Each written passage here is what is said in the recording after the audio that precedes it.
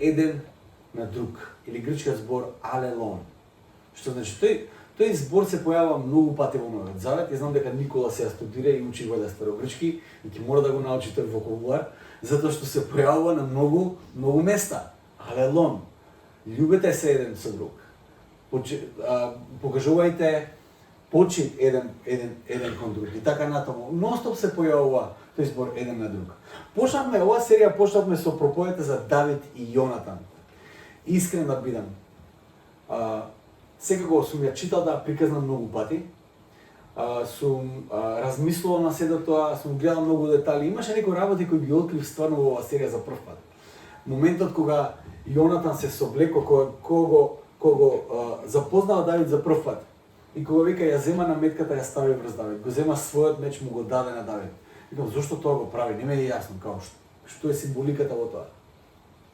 Во продолжение на текстот можеме да видиме дека Јонатан го препозна во Давид она што Господ го имаше за него, повикот кој Давид го имаше. Кога Јонатан ја препозна Божјата волја во тој момент за Давид, дека тој ќе биде следниот цар, иако Јонатан беше условно кажано, не условно, правно кажано, легитимниот наследник на тој трон, тој беше спремен да биде послушен на таа Божја визија и по цена на својот живот.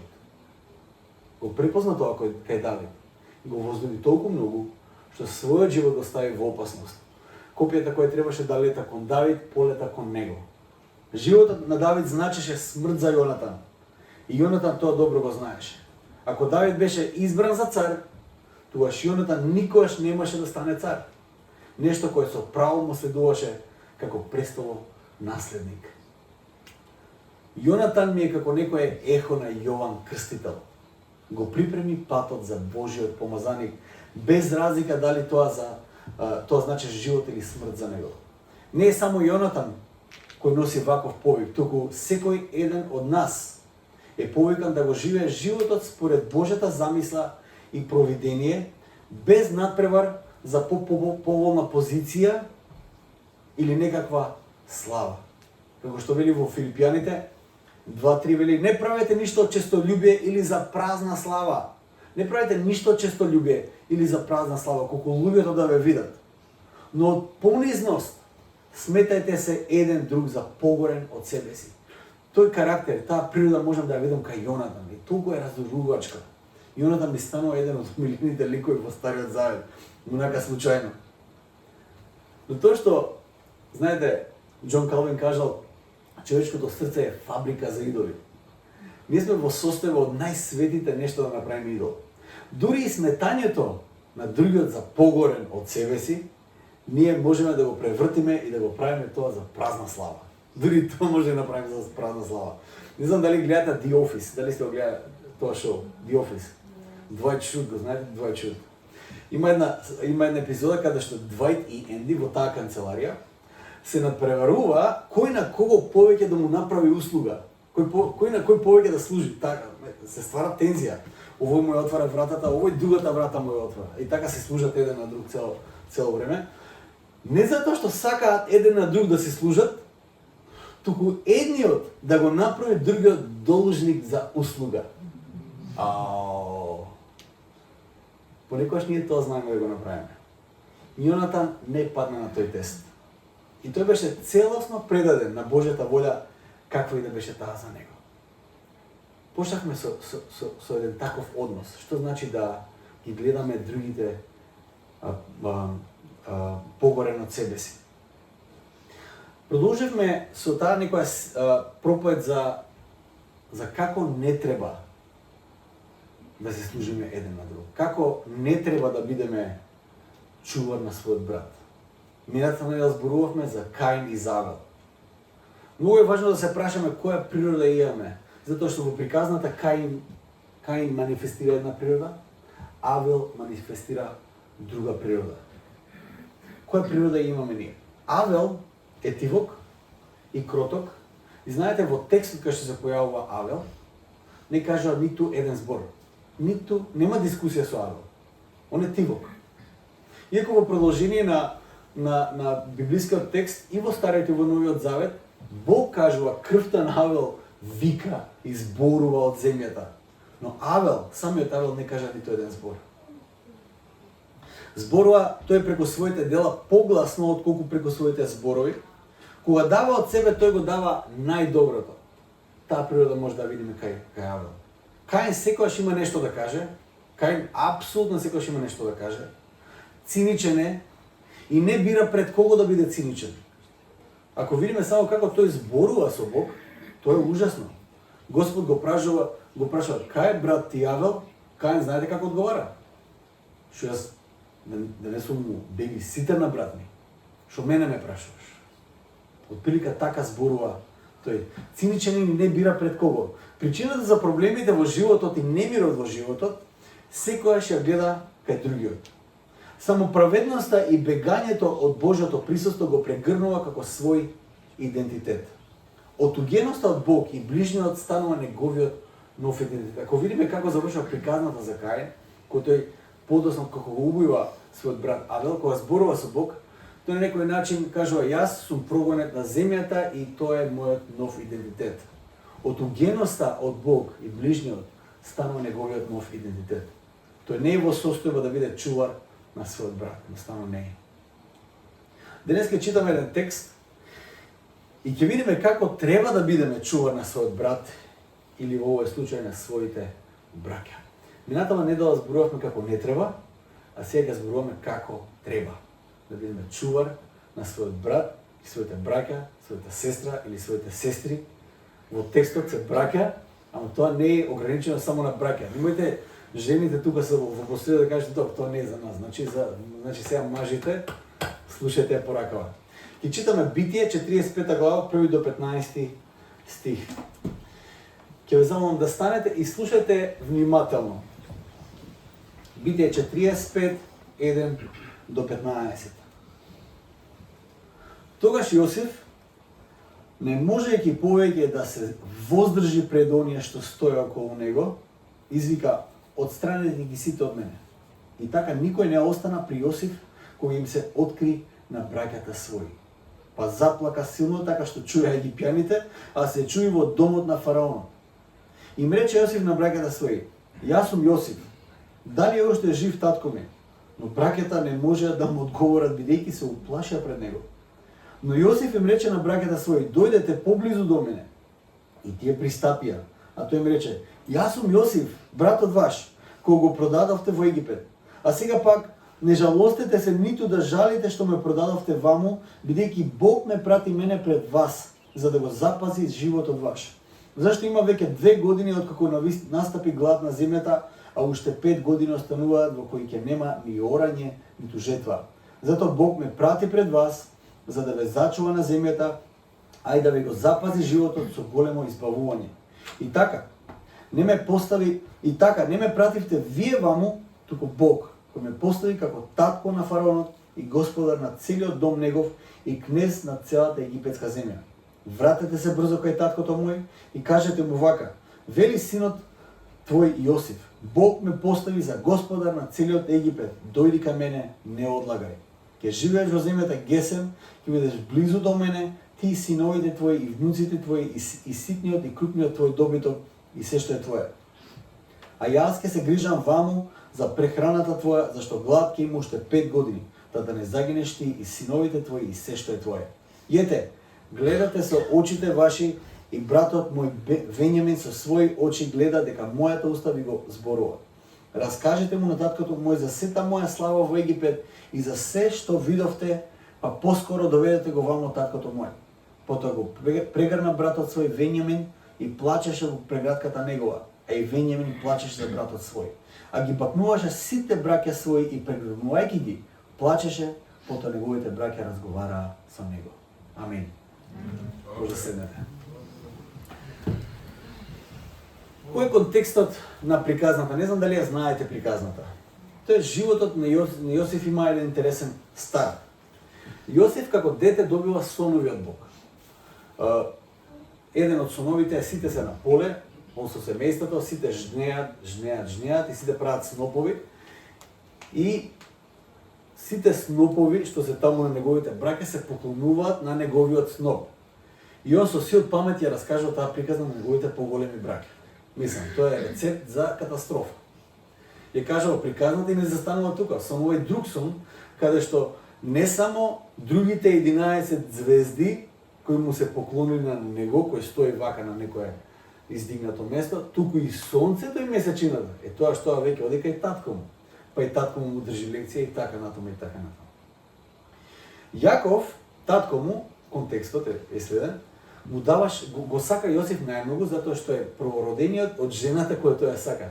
Сега, во Стариот Завет е малце подруго од денес. Јаков имал 2 жени и 2 слугинки кои му биле жени, да кажем. Имал 4 жени, имал 4 жени. Сега, од жената која ја сакал, Јосиф е првородениот и затоа Јосиф за него има посебен статус. Татко му Јаков му дава шарена облека. Јосиф добива посебна грижа од родителот. И се он со таа шарена облека застанува и ги кажува тие приказни на другите браќа. Не е баш паметен човек. Другите тоа го гледаат секако и во писмото вели го мразат, го замразуваат Јосиф, го мразат. Може да го поднесат. Доаѓа момент и тие гледаат прилика браќата го продаваат Јосиф за роб, тоест прво сакаат да го убијат, ама најстариот син на Јаков го спасува Јосиф. И тие наместо да го убијат го продаваат во Египет за роб, го лажат татко му дека Јосиф е растргнат од диво животно и доказот, што мислите кој е доказот за таа случка?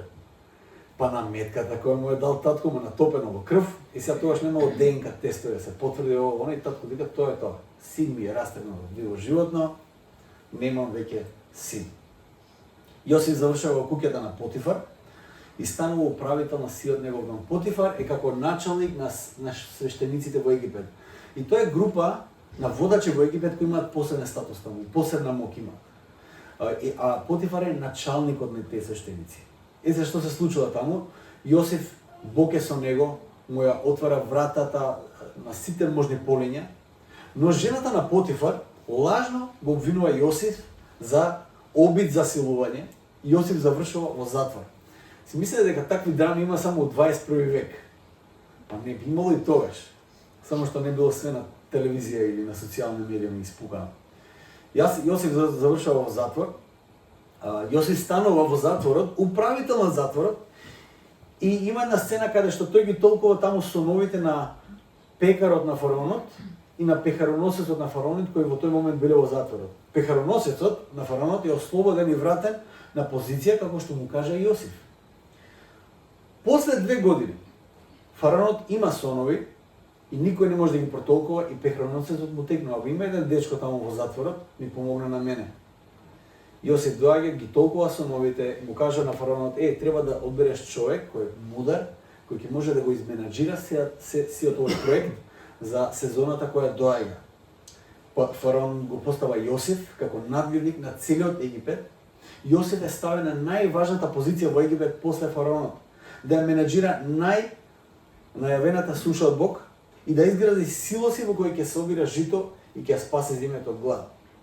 И секако гладот не останува само во Египет, се проширува на секаде и браќата негови доаѓаат во Египет да купат жито. И доаѓаат, купуваат жито од кого? Од Јосиф. Тие не го препознаваат, затоа што последно на тоа тие што се сеќаваат е Јосиф едно мало дете кој го продале во Египет, а сега Јосиф е цар со сите тие нивни перики и шмики што ги носеле таму, претпоставувам, не знам. Јосиф стои пред нив, ги препознава своите браќа, тажен е многу, но не се открива. И тој на некој начин ја испитува нивната верност, нивната вера, нивното срце. Тој ги тестира неколку пати. Првиот пат доаѓаат, па им подметнува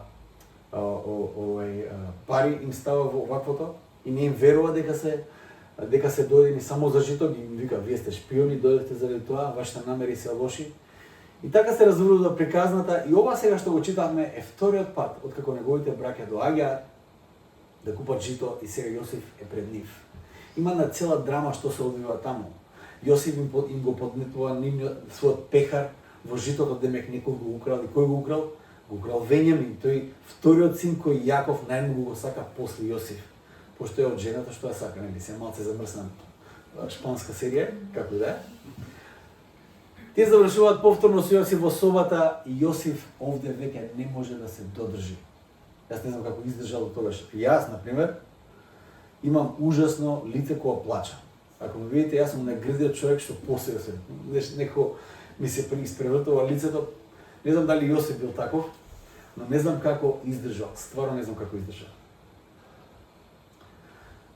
Пред да погледнеме некои важни работи од овој текст, сакам да размислиме за некои важни поединости од животот на Јосиф, од тоа што го раскажал до сега. Да погледнеме некои важни искуства кои тој ги имаше во животот и да погледнеме во светлото на сегашната ситуација, во која тој стои над своите браќа, тој буквално над своите браќа, буквално се остварува тој сон каде што браќата доаѓаат и му се поклонуваат на него. И тој сега стои на таа позиција на моќ. Што можеме да видиме од животот на Јосиф? Прва работа, да видиме што доаѓа од Бог. Прво што доаѓа од Бог е визија за еднината, за Јосиф. Бог му дава визија, му дава сонови на Јосиф. Бог објавува она што навистина ќе се случи. Преку некои наши соништа и копнежи, Бог може да ни објави нешто кое тој го има замислено за нас и да ни го даде онака сурово и да го прифатиме и да го слушнеме тоа. Јосиф во овој момент кога го прима тоа не е зрел се уште да ги разбере тие соништа и на кој начин Бог ќе го употреби негово продолжение. Он може би имам кој знае какви филмови се прави. Дете, тинеџер. Јосиф исто така не разбера дека во тој повик кој доаѓа од Бог, тој ќе треба да пострада многу. Тоа мислам дека не му е во математиката.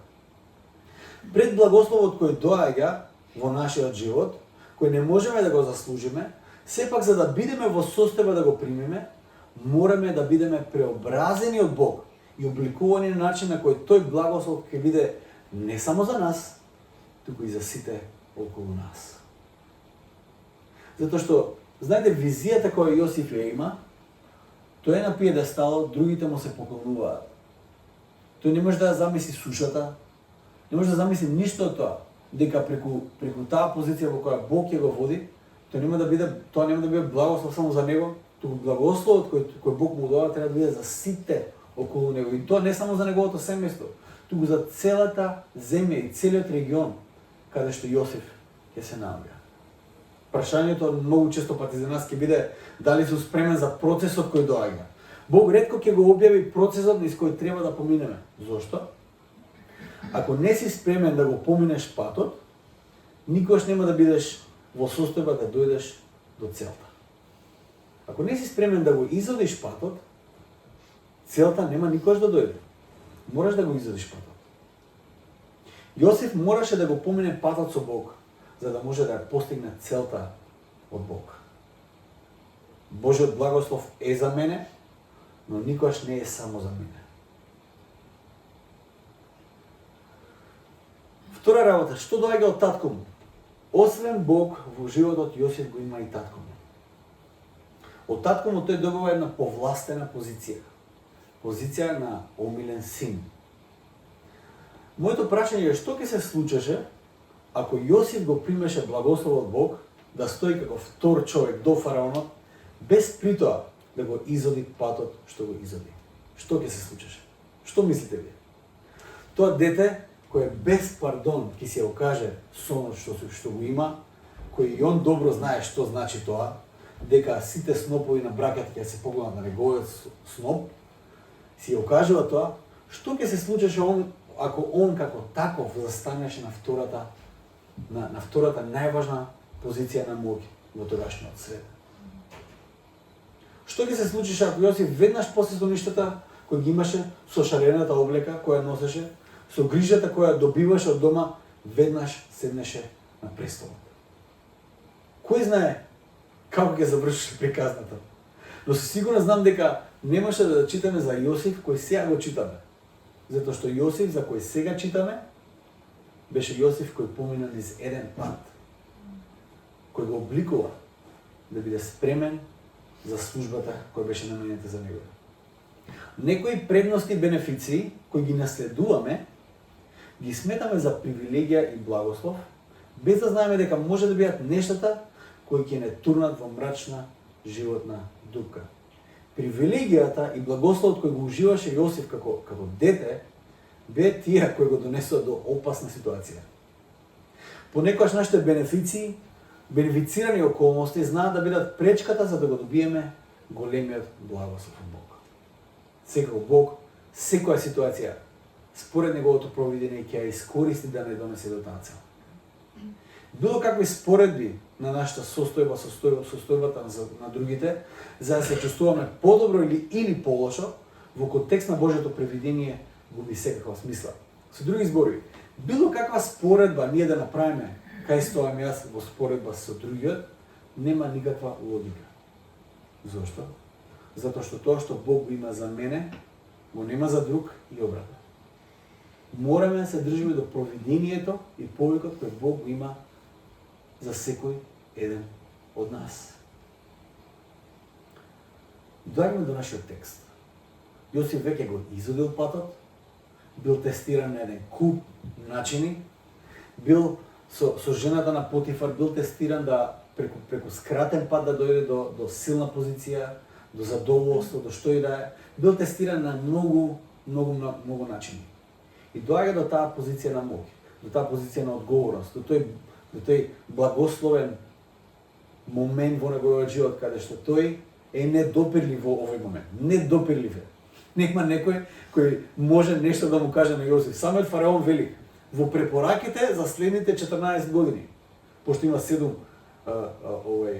како се кажа, плодни години и 7 сушни години. Во следните 14 години фараонот им кажува: никој не смее ни прачка да крене од земја без дозвола од Јосиф. Замислете која власт е тоа. Никој ништо не смее да направи без Јосиф тоа да го знае и да го одобри. Доаѓаме до тој момент. Доаѓаат неговите браќа пред него. Ова што можеме да го видиме сега одма во првиот стих што го читавме, кога Јосиф почнува да плаче, кога Јосиф се открива, плаче до точка кај што не го слушаат само браќата, го слуша цел Египет и го слуша и фараонот. Какво било тоа плачење, не знам. Тоа било викање. Затоа што тоа е една тага која излегува од длабочината на неговата душа. Тоа е нешто кое е било, кое седело таму кај него многу време. Јосиф се открива пред своите браќа. Таа само објава или себе откривањето е процес кој вклучува мината болка, сегашна ранливост, долго очекувана слобода и живот во радост. Себе откривањето е првиот и важен чекор кон помирувањето со својот ближен. Да се откриеш себе си. Не да се скриеш во твојот ќош, не да го дигнеш гардот уште повеќе, туку да се откриеш себе си. Само откривањето е првиот и важен чекор кон помирувањето со својот ближен. Преку себе откривањето, прва работа што се случува, ние се откриваме пред Бог. Тоа е првото нешто што се случува, кога ќе ја откриеме нашата душа. Моментот на себе откривање е момент во кој ние пред Бог откриваме онаа кој тој веќе го знае. Бог веќе знае во која ситуација сме. Така да Бог не е изненаден. Тој добро е запознат со нашите рани и со нашите страдања, со нашето непростување како резултат на тие рани и страдања. Но тој е запознаен и со патот до нашата слобода. Првиот чекор е моментот кога ние ќе се откриеме пред Бог. Преку само откривањето, преку себе откривањето, ние се откриваме и пред себе си. Освен откривањето пред Бог, ние се откриваме пред себе и гледаме кој ние всушност сме. Сигурно секој од вас се сеќава на моменти кога сме се откриле многу повеќе од колку што сме планирале. Еве јас сега со тој пастор што беше од Лондон, со кој зборев до 2 сата бајле, знаете, зборуваме за куп работи. Од теологија до лични искуства, до моментални проблеми, до моментални предизвици во црква, ово, болки, што и да е, фамилија, зборуваме, такви сме ние. И се тој човек јас го запознав пред, од сега пред 3 дена. Значи, јас не го знам тој човек, но се поврзавме и зборуваме за многу работи. И во еден момент, кога зборувавме, онака во занес, он открива нешто за него, јас за мене, и онака се сетма, викам, чекай, да не открив јас премногу за мене сега. Сте го имали ли тоа чувство? Да не кажах повеќе од колку што сакам да кажам. Што ќе мисли си овој човек, он не ме ни знае, човек, 2 дена ме знае. Јас одно. Еве мене, видиме кој сум. И малку незгодно ми падне.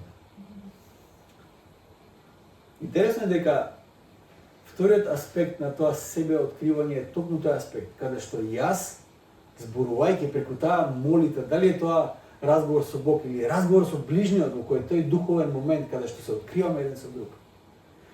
Не само што Бог може да види кој сум јас, туку јас гледам кој сум јас. Јас можам да видам во себе си. И третата работа, преку себе откривањето, ние се откриваме пред светот. Светот нас не запознава кои сме ние. Како важен резултат на себе откривањето е нашата отвореност и простор во нашиот живот за другиот. Во тој процес солзите се неизбежен аспект, бидејќи ги откриваат минатите лузни, но го откриваат и стравот да се дозволи пристап на другиот до нас.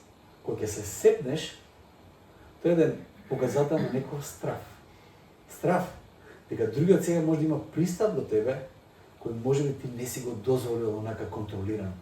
Сега има пристап до тебе, ти кој што си, до твојата интима, до твојот живот, а ти не знам дали си спремен за таков пристап, да бидеш отворен.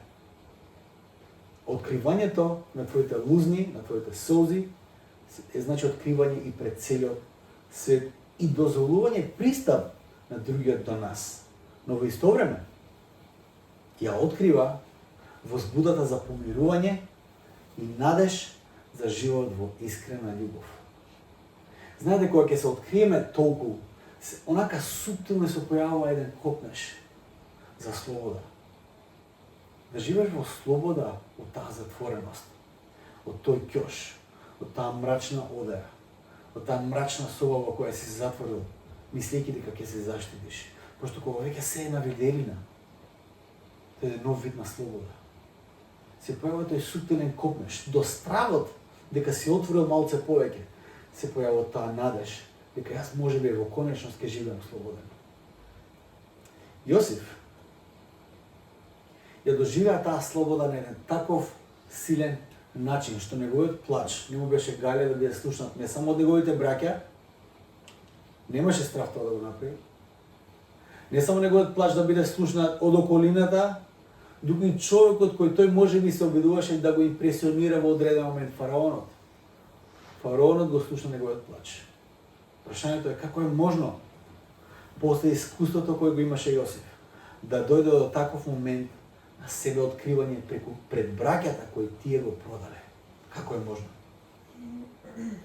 Кој има одговорот во делото 3 до 8 стих, каде што Јосиф им кажа на неговите браќа. Тие се уште, сега стравот не е кај Јосиф, стравот е сега кај браќата. Затоа што тие се соочуваат со него, ја гледат неговата моќ и не знаат што Јосиф сега ќе направи. Јосиф вели вака, а сега пак не жалостите се, ниту да жалите што ме продадовте ваму, бидејќи Бог ме прати мене пред вас, за да го запази животот ваш. И така, не ме пративте вие ваму, туку Бог. Што се случува овде со Јосиф? Имам чувство како човекот веќе да одлепил од болка, од што и да е. Може би у некоја само перцепција дека се е во ред, а оствари не е во ред. Но што се случува со Јосиф? Како Јосиф успева да ги каже овие збори и после сето тоа што тој го преживеал? Знаете, читам вести и разбирам дека ние станавме држава во која постојано се бара правда за нешто. Постојано. Читате вести и ќе видите дека стално има некои протести во кои се бара правда. Правда за загинатите таму, правда за загинатите ваму, за ласкарци, за тето во болницата, за кочани. Постојано има протести да не падне правдата во вторпова. Мора да се истера правдата до крај. Едноставно тој вакуум на правда создава ужасна сегашност, но и цинизам за еднината. Неподнослива сегашност има, но и цинизам за еднината. Зашто имаме едно очекување дека правдата нема да е задоволена. дека повторно некој ќе се извлече. Нема да зборам за политичкиот аспект и тежината на тие случаеви, кои ги надминаа размерите на лична трагедија и стана трагедија на цела нација. Тоа што сакам да го нагласам е самиот аспект на правда, која создава потреба од извршена правда, да биде извршена таа правда, која подразбира одредена казна. Некој мора да биде казнен. И сето тоа станува еден предуслов за некакво лично и национално помирување. Задоволената правда е предуслов за некакво помирување. Како што кажав, не навлегувам во правосудниот казнен систем кој е важен за одржување на редот и мирот во заедницата во која живееме во Македонија. Јас ќе се осврнам на аспектот на срцето на поединецот и борбата на поединецот за патот на откупувањето, помирувањето и слободата. Не како нација, како поединци. Како да дојдеме до точка до која дошол Јосиф? Патот на помирување, патот на слобода. Како да дојдеме до таа состојба? Сега зборуваме за еден аспект кој се вика простување. Како да простиме? Како можеме да се прости нешто? Дали е возможно да се прости? Кои се предусловите за некакво простување? Понекогаш со леснотија ќе ја молиме Оче наш и лесно ќе ги кажеме овие зборови. Прости ни ги долговите наши, како што ние ги простуваме на нашите должници. Но реалноста е дека постојано имаме кираџи во нашите мисли и во нашите срца, на кои им го трупаме долгот на непростување. Постојано имаме луѓе тука, што живеат бесплатно во нашите мисли и во нашите срца. Ни иритират постојано, но ни постојано ги трпиме бесплатно да живеат кај нас. Може тоа да биде некој родител. Може некој од вашите родители да живее бесплатно тука. Да не може да му простите. Да живее бесплатно и да ви иритира. Може да биде некој пријател кој едноставно не може да му простите и живее во вашите срца, однака имате грудка цело време тука. Може да биде брат, може да биде сестра. Може да живеат во собата на нашето срце на непростување, имаме таква соба на тие што не им е простено, да ги заклучиме таму и да биде дел од нашето сеќавање, од минатото кое може силно да влие на нашите имена. Ќе прочитаме еден дел од книгата на Мирослав Волф, која се вика Исклучување и прегратка. Мирослав Волф е Хрват кој ја пишува таа книга за време на војната со Србија. Додека трае војната, тој ја пишува книгата. Вели вака: сеќавањето на неправдата која сме ја преживеале е исто така извор на моето неоткупување. Ако бараме откупување, сеќавањето на неправдата која сме доживеале може да биде извор на моето неоткупување. Се додека е во сеќавањето, минатото не е само минато. Тоа останува аспект на сегашноста. Раната на која се сеќава е рана која ја доживува. Сте го имале тоа во животот, да се сеќавате на некои рани кои сте ги преживеале и во моментот кога се сеќавате, вие ги доживувате тие рани. Чувството е како сега во моментот ве повредува некој. Иако сте сами во соба, иако нема никој околу вас, чувството е како да сега некој активно ве повредува. Сите нешта, вели вака, сите нешта и природата на се околу мене нема да бидат во ред со мене, ако не се во добра поставеност во мојата меморија за минатото. Дури, вели вака, дури да се создаде повторно целиот свет, ако сте огледале Avengers Endgame, која сакаше овој, како се каже, лошиот? Танос. Со едно вака да уништи 50% од сите живи луѓе во целата вселена, за да донесе одреден мир. Вели Мирослав Волф, дури да се создаде повторно целиот свет и да се отстранат сите извори на страдање, нема да донесат откупување ако не се сопре пробивот на неоткупеното минато во откупената сегашност преку вратата на сеќавањето. Мирослав вели вака, нов свет да создадеме. Еве, нема страдање, готово, толку. Се додека минатото се протнува преку вратата на сеќавањето, нема да имаме никаква корист. Да се откупи минатото е вистински чекор на слобода кон еднината. Како доаѓаме до тоа толку потребно откупување? Тоа преку простувањето. Звучи едноставно, е многу тешко. Тим Келер ќе каже, непростувањето е присутно кај некој на кого не му е простено. Непростувањето е присутно кај некој на кого не му е простено, или барем некој кој чувствува дека не му е простено. Често пати забораваме што на нас ни е простено и заради тој заборав не сме во состојба да го продолжиме простувањето на ближниот. Од што е попречено простувањето? Мирослав Волф ќе продолжи за тој аргумент и ќе каже вака. Простувањето е попречено затоа што го исклучувам непријателот од заедницата на луѓето, тоа што мене ми изгрешил, јас го исклучувам од заедницата на нормалните. Разбирате? Значи тој не е од таа заедница, он е ненормален и за да морам да го оправдам моето непростување, морам да го исклучам од нормалните. Он е исклучен од нормалните луѓе, но не завршува тука. А себе си се исклучувам од заедницата на грешниците.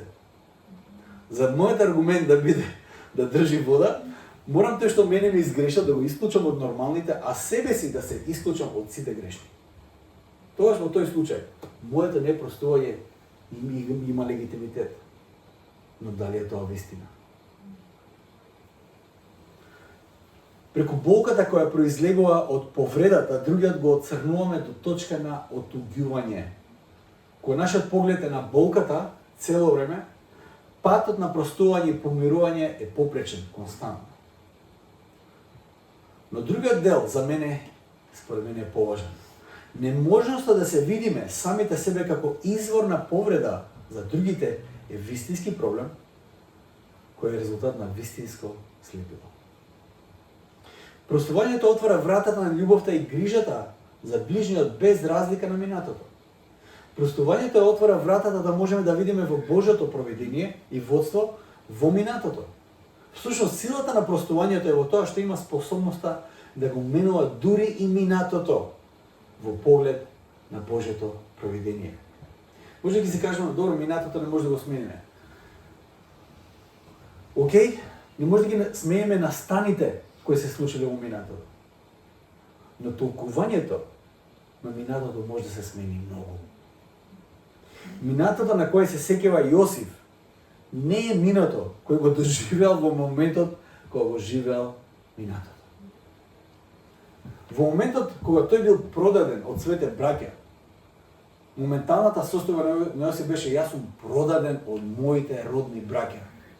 Во ретроспектива, преку простувањето и преку откупувањето, он им кажа на неговите браќа, не бевте вие што ме продавте, што всушност ствари се деси, така?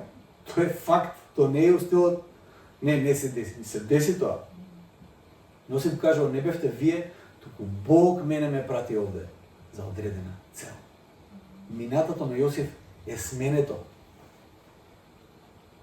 И доаѓаме до понатака што се случува кога ќе дојдеме до тој момент на простување, кога ќе дојдеме до таа нова слобода, да можеме да му дозволиме на ближниот, оној кој не повреди, да дојде во нашето присуство.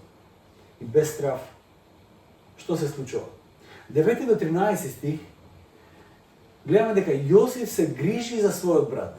Јосиф е чувар на својот брат, без и тој брат да биде и свесен. Ако минетот пат зборувавме за како не треба, сега зборуваме за како треба. Јосиф се грижеше за татко му и за браќата кои го продадаа во робство, дури и тогаш кога тие не знае кој е тој. Јосиф ја излеа својата грижа и љубов за своите браќа пред и тие да му кажат извини. И јас не видов ниту едно извини во овој текст. Ниту едно. Тој им пристапи, не му пристапија тие, тој им пристапи. Јосиф ја прифати Божјата волја до мера до која и најгрозните работи кои му се случија во животот стана од неговото сведоштво за тоа како Бог сакаше да го употреби. Наместо да станат извор на самосожалување, извор на болка, тие работи стана дел од неговото сведоштво, неговата приказна за како Господ делува. Во некој не постоеше ниту еден грам копнеш за некои работи да не беа дел од приказната. Знаете, има некојаш кајање. Многу сакав тоа да не биде дел од историјата. Јосиф немаше таква работа. Всушност, продажбата како роб во Египет, се до тоа тој им кажа, не бевте вие кои тоа го направивте, туку Бог тоа го направи преку вас. И доаѓаме до последниот момент. Вели 14-15 стих. Потоа го прегрна братот свој Вењамин и плачеше во прегратката негова, а и Вењамин плачеше за братот свој. И ги бакнуваше сите браќа своји и прегрнувајќи ги, плачеше, потоа неговите браќа разговараа со него. Ако претходно неговите браќа доаѓаа према него затоа што тој им даваше наредба, сега тие дојдоа затоа што почувствуваа отворена врата во срцето на Јосиф. Само тогаш кога минатото е реинтерпретирано или протолкувано на посебен начин преку Божјото простување за нас и провидение за нас и за останатите, можеме вистински да простиме и да дојдеме до помирување со ближниот до нас. А како тоа изгледа? Како изгледа помирувањето? Во завршениот текст се повторува еден збор. Зборот е прегратка. Прегратка. Ние сме култура која се гушкаме. Во Македонија сите се гушкаме, тоа е прекрасен момент. Јас на почетокот сакам да дојдем на црква која се гушкаме. Јас не се поздравувам вака, едноставно не сакам да се поздравам вака. Сега се, зашто прегратката е многу важен момент. Многу важен момент е измирување, дури ако има некој спор помеѓу луѓе. Прегратката ќе те натера да се доближиш до другиот. Ќе те натера. Прегратка. Животот во заедништво и прегратка е можен само преку вистинско помирување. Вистинското простување и помирување со ближниот е можно само со прифаќање на Божјото простување за нас. Мирослав Волф ќе каже понатаму вака: кога Бог тргнува во прегратка на непријателот, Бог со својата мисија во овој свет тргна во прегратка на непријателот. Тоа беше мисијата. Затоа што ние бевме непријатели негови. Резултатот кон таа мисија беше крстот. На крстот, танцот на заедничарањето на Светата Тројца, кои се даваат себе си и кои се присутни еден со друг и во друг за секогаш, се отвара за непријател. Тој танц на тројството, кој што може да го видиме на крстот, се отвара за непријателот. Во агонијата на страдањето, сето тоа движење на тројството застанува за момент и се отвара еден мал отвор, преку кој грешното човештво може да пристапи и да се придружи. Ние, оние кои сме другите, непријателите, сме прегрнати од Божеството, кои не љубат со иста љубов со која се љубат меѓусебно и така прават место за нас во нивната вечна преградка. Господ Исус на крстот, Бог на крстот, во тоа негово вечно постоење на љубов, отвора еден мал простор за грешниот човек, јас и ти, да влеземе во тој танц на преградка, кој ќе трае вечно. И тоа за него значише крст. Без прифаќање на Божјото простување за нас, не е можно да се отстрани бариерата на непростување према ближниот. И слепи сме за Божјото проведение во нашиот живот, кој во конечност има за нас вечната преградка со Бог и со ближниот. Јас ќе завршам само со едно прашање. И ќе останеме малку време во тишина. Ќе замолам Фани ако може да дојде. Слушнете го прашањето. Многу важно прашање. Со кого имаш потешкотија да се пуштиш во преградка? За кого имаш задршка да не му дадеш преградка? Јас сега сакам да останеме во тишина, ако сакате застанете или седете или клечете. Наставно дозволете простор на Господ да во вашата мисли и во вашата срца ви зборува. Може би да ви представи некои луѓе од вашата сегашност, од вашето минато, кои може би сега во овој момент живеат се уште бесплатно во вашите мисли, во вашите срца. Имате може би проблем да се соочите со тие луѓе. Може би ги избегнувате на улица, може би ги избегнувате во црква, не знам. Може би ги избегнувате во било која ситуација. Кои се тие некои луѓе кои може би Господ сега ќе ви зборува? Да го отворите вашето срце, да се отворите, да се откриете себе си. Да Бог види што има внатре, ти да видиш што има внатре, да конечно светот нека види што има внатре. Да дојдеме до таа конечна слобода. Слобода преку која ќе се втрчаме во преградката на нашиот Господ, кој на момент на тој крст на Голгота застана, да може да не прифати секој еден од нас во таа вечна преградка. Уште додека бевме грешни, уште додека бевме непријатели. Но таа негова преградка останува отворена. Останува отворена. Затоа црквата има мисија. Неговата преградка останува отворена. Нека Господ не води во таа тивка молитва, нека ни зборува за поединци кои може би треба да дојдат во нашата преградка.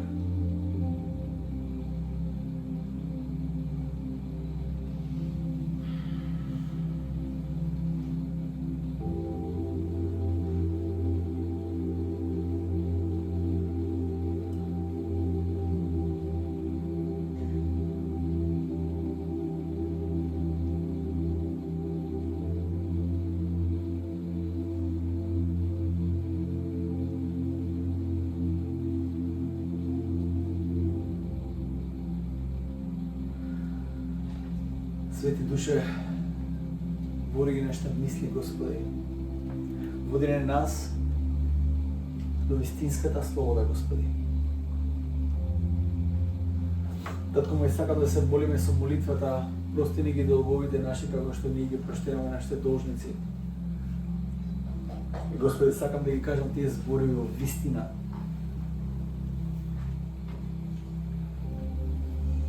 Господи, Ти најдобро знаеш, преди ние да кажеме било што, кои се тие луѓе кои треба да дојдат во нашата преградка.